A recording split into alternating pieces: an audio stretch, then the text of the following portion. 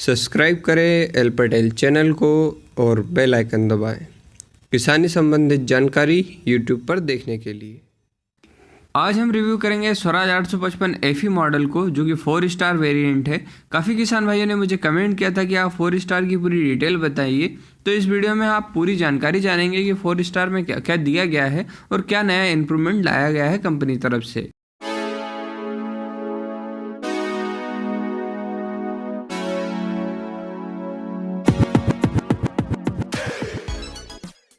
सबसे पहले अगर इसके ओवरव्यू की बात की जाए तो इसे पूरा सॉलिड डिज़ाइन किया गया है, जिसके सामने लिखा हुआ है स्वराज, और उसी के साथ इसके जो हेडलैम्प है वो काफ़ी नॉर्मल स्टाइल में, जो कि हेलोजन स्टाइल कहा जाता है। उसके बाद अगर आप देखेंगे तो ये पूरी मेटल की डिज़ाइन दी गई है, जिसके ऊपर लिखा हुआ है स्वराज 855 FE और नीचे 4 स्टार बने हुए हैं। उसी के अगर आप आगे देखेंगे तो इस पर लिखा हुआ है सॉलिड पावर सॉलिड भरोसा सिंस 1974। ये ब्रांड लगी हुई है कि हम 1974 से काम कर रहे हैं। वहीं अगर इसके मड गार्ड देखेंगे तो काफ़ी स्टाइलिश तरीके से बनाए हुए हैं और जो कि थोड़े बड़े कर दिए हैं, जिससे कि इसका 16 इंच का जो टायर है वो भी कवर हो जाता है।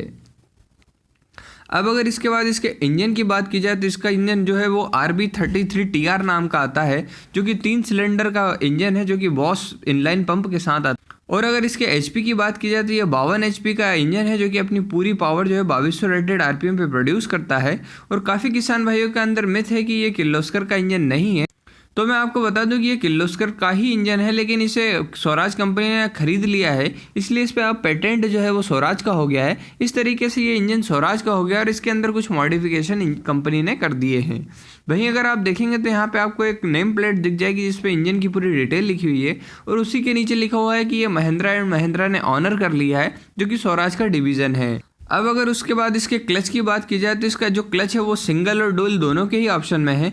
अगर आप सिंगल क्लच लेते हैं तो वो 306 mm का आएगा, और अगर आप डबल क्लच लेते हैं तो वो 280 mm का आ जाएगा, क्योंकि काफ़ी बड़े साइज में होता है और काफ़ी अच्छा क्लच होता है। अब अगर एडिशनल फीचर की बात की जाए स्वराज 855 की, तो इसके अंदर अलग से स्टीयरिंग के लिए ऑयल कंटेनर कर दिया गया है। पुराना जो हाइड्रोलिक सिस्टम आता था उसी से ही पहले ऑयल ऑपरेट होता था, लेकिन आजकल जो है इसका अलग कंटेनर कर दिया है। इससे क्या होगा कि जो हमारा इंजन है उसकी लाइफ जो है वो काफ़ी ज़्यादा बढ़ जाएगी और ये स्मूथ वर्किंग में रहेगा। इससे हमारा जो इंजन है उसे भी लोड नहीं पड़ेगा और साथ ही जो हमारा स्टीयरिंग है वो भी ख़राब नहीं होगा। इस तरीके से ये नया इंप्रूवमेंट है, जो कि काफ़ी अच्छा किया है कंपनी ने। उसी के साथ कूलेंट ओवरफ्लो विद रिजर्वॉयर आ रहा है, जो कि पहले से ही आ रहा था, लेकिन इसका जो रेडिएटर है उसमें भी थोड़ी इसकी जो जाली है वो फाइन कर दी गई है। इसका मतलब इसका जो रेडिएटर है उसमें भी इंप्रूवमेंट आया है। और इस तरीके से स्वराज 855 ने अपने जो पुराने इंजन है उसको थोड़ा बहुत मॉडिफाई कर दिया है। साथ ही इसके अंदर ये नया फोर्स कूलिंग सिस्टम लगाया गया है। इससे क्या होता है कि जो कूलिंग सिस्टम है वो काफ़ी अच्छा हो जाता है, और जो स्वराज का पुराना इंजन जो जल्दी गर्म हो जाता था वो अब गर्म नहीं होगा और बहुत जल्दी ठंडा हो जाएगा। अब अगर उसके बाद इसके डीजल टैंक की बात की जाए तो इसका जो डीजल टैंक है वो पूरा 60 लीटर का है, जो कि की लॉक सिस्टम के साथ आता है, जिसकी आपको एडिशनल की मिलेगी, उससे आप इसे लॉक कर सकते हैं। और ये जो डीजल टैंक है ये 2 डीजल फिल्टर और एक वाटर सेपरेटर के साथ आते हैं, जो कि काफ़ी अच्छी बात है। काफ़ी कंपनियां हैं जो वो वाटर सेपरेटर नहीं दे रही है। उसी के साथ अगर आप देखेंगे तो ये इसका ऑयल वाट टाइप का एयर क्लीनर है। अब अगर दूसरे साइड का व्यू किया जाए तो आपको ये जो पंप मिलेंगे, कंपनी ने इनकी स्पीड जो बताई है वो 27 लीटर पर मिनट बताई है। इसका मतलब ये कि काफ़ी अच्छी स्पीड है इनकी फ्लो की। इससे एक पंप से जो है हाइड्रोलिक ऑपरेट होती है और दूसरे से हमारा जो पावर स्टीयरिंग है वो ऑपरेट होता है। साथ ही उसी के फिल्टर नीचे लगाया गया है, और जो हाइड्रोलिक फिल्टर है उसे भी थोड़ा सामने कर दिया गया है, ताकि जो मेंटेनेंस कॉस्ट है वो काफ़ी अलग हो जाए और काफ़ी सस्ता पड़े हमें मेंटेनेंस करवाने में। उसके बाद अगर आप एक्सेल को देखेंगे तो इसका एडजस्टेबल एक्सेल कर दिया गया है, जो कि काफ़ी अच्छा एक्सेल होता है। इससे क्या होता है कि हमारे किसान भाइयों को अगर सामने का एक्सेल एडजस्ट करना है तो वो काफ़ी आसानी से कर सकते हैं। उसके बाद अगर आप आगे देखेंगे तो आपको अलग से बैटरी के लिए सिस्टम कर दिया गया है, जिससे कि बैटरी बाहर हो गई है। इससे अगर बैटरी से कोई फ्लू गिरता है तो हमारे इंजन को नुकसान नहीं होगा और ट्रैक्टर के ऊपर डैमेज नहीं आएगा।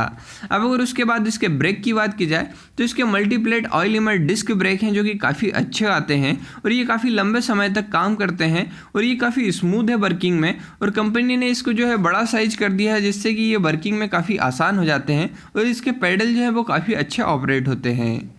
अब अगर इसके ऊपर बैठकर देखा जाए कि ये किस प्रकार का दिखता है, तो आप देखेंगे कि जो इसका लुक है वो काफ़ी ओल्ड स्टाइल दिखता है, मतलब काफ़ी पुराने ट्रैक्टरों जैसा दिखता है। लेकिन ये काफ़ी हाइट पे बनाया गया है, मतलब इसकी ऊंचाई जो है वो काफ़ी ज़्यादा है। उसी के साथ इसके जो इंस्ट्रूमेंट क्लस्टर है वो डिजिटली नहीं है, ये पूरा मीटर ही डिज़ाइन किया गया है। इसका मतलब ये कि सभी इंडिकेशन आपको मीटर में शो होगी। उसी के साथ अगर आप नीचे देखेंगे तो लेफ्ट साइड में आपको कुछ बटनें मिल जाएंगी जो कि लाइट के लिए दी गई है और साइड लाइट के लिए दी गई है। साथ ही इसका जो हॉर्न है वो स्टीयरिंग में दिया गया है और आपको हैंड रेस्ट मिल जाएगी जो कि राइट साइड में दी गई है। उसी के साथ अगर आप नीचे देखेंगे तो आपको की स्विच और पार्किंग इंडिकेटर मिल जाएगा। वहीं अगर नीचे अगर आप देखेंगे तो इसका जो गियर बॉक्स सिस्टम है वो कांस्टेंट मेश दिया गया है, जिसके अंदर 8 फॉरवर्ड और 2 रिवर्स का सेंटर शिफ्ट है। इसके अंदर साइड शिफ्टेड का ऑप्शन नहीं आता है। कंपनी को इसमें 4 स्टार में भी साइड शिफ्टेड का ऑप्शन करना चाहिए, क्योंकि काफ़ी किसान भाइयों की यह डिमांड है। साथ ही कंपनी ने इसके अंदर नया इंप्रूवमेंट किया है जो कि न्यूट्रल गियर सिस्टम स्टार्ट होता है। इसका मतलब ये कि अगर आपका ट्रैक्टर न्यूट्रल नहीं है तो ये स्टार्ट नहीं होगा। ये कंपनी ने नया सिस्टम लाई है। और अगर आप इसका प्लेटफॉर्म देखेंगे तो ये फ्लैट नहीं है, इसमें बीच में जो बम्प है वो उसकी जो हाइट है वो काफ़ी ज़्यादा है। इससे थोड़ा अनकंफर्टेबल लगता है ड्राइवर को, लेकिन ये पुराने स्टाइल में बनाया गया है इसलिए इसी प्रकार का दिखता है। वहीं इसका जो पार्किंग ब्रेक है वो कुछ इस स्टाइल में कर दिया गया है। इसमें आप ब्रेक को प्रेस करके इसे साइड में करेंगे तो इस तरीके से आपका पार्किंग ब्रेक लग जाएगा। उसी के साथ आपको ऊपर पैर रखने के लिए पेडल दिए गए हैं, जिससे कि आपको ड्राइविंग करने में काफ़ी आसानी हो। अब अगर इसके साइड का व्यू किया जाए तो आप देखेंगे कि इसके अंदर हाइड्रोलिक दी गई है जो कि राइट साइड में आती है। इसमें एक जो है पोजीशन कंट्रोल होता है और दूसरा ड्राफ्ट कंट्रोल होता है। ये जो हाइड्रोलिक है ये एडीडीसी टाइप की होती है। इसमें आप एक इम्प्लीमेंट को किसी भी हाइट पे फिक्स कर सकते हैं और दूसरे लीवर से आप उसे ऊपर नीचे करके ऑपरेट कर सकते हैं। इस तरीके से आपकी एक समान गहराई पर आपको जुताई मिलती है। उसी के बाद अगर आप साइड में देखेंगे तो ये आपको छोटा सा लीवर मिल जाएगा जो कि एडीडीसी टाइप के वॉल्व के लिए है। इससे आप पल्टी प्लव एमबी प्लव आसानी से चला सकते हैं। उसी के बाद इसके अंदर प्लास्टिक का ये बॉक्स दिया गया है जिसमें कि आप अपना मोबाइल चार्ज कर सकते हैं और उसे सेफ्टी से रख सकते हैं। अब अगर हम दूसरे साइड का व्यू करें तो आप देखेंगे कि इस साइड आपको क्या क्या दिया देखेंगे तो इसमें एक टूल बॉक्स दिया गया है जो कि एक प्लास्टिक का है और उसी के साइड से अगर आप देखेंगे तो आपको ये गियर मिल जाएगा जिसके अंदर की ये पीटीओ गियर है। इसमें अगर आप आगे करेंगे तो 540 आपकी फॉरवर्ड पीटीओ हो जाएगी और रिवर्स करेंगे तो मल्टी स्पीड आपको रिवर्स पीटीओ मिलेगी जो कि गियर के हिसाब से आपको मिल जाएगी। और इसका जो क्लच है वो आपको पैडल में ही दिया गया है। इसका मतलब ये कि आप फुल पैडल प्रेस करेंगे तो आपका डुअल क्लच जो है वो एक्टिव हो जाएगा। अब अगर इसके पीछे का व्यू किया जाए तो आप देखेंगे इसके हाइड्रोलिक है वो काफ़ी अच्छी कर दी गई है पुराने 855 से। और इसकी अगर हाइड्रोलिक कैपेसिटी की बात की जाए तो इसमें कोई चेंज नहीं है। इसकी 1500 की हाइड्रोलिक कैपेसिटी है जो कि 3 पॉइंट सेंसिंग के साथ आती है। मतलब इसमें 3 पॉइंट दिए गए हैं जिससे कि आप अलग अलग सेंसिंग आपकी मिट्टी के हिसाब से करवा सकते हैं। और ये जो है एडीडीसी टाइप की है और काफ़ी सॉलिड डिज़ाइन की गई है।